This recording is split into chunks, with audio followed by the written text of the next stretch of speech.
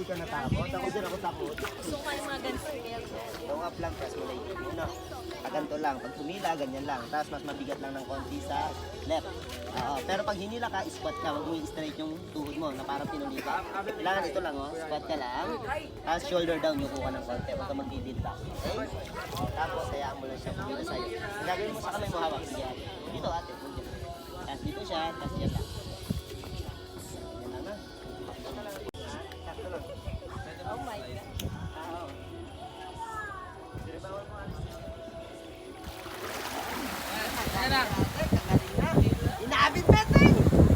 Inaabit na eh! May video pala, sorry.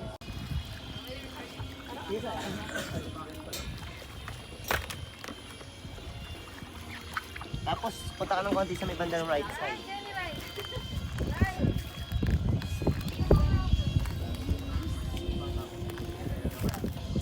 Huwag mo gaganyan, yan. Bend muna ako ng konti pa.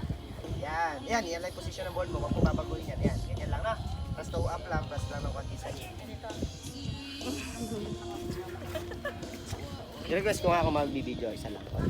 Naka-video na yan, kuya. Ay, ba't bilis naman? Wag di ate.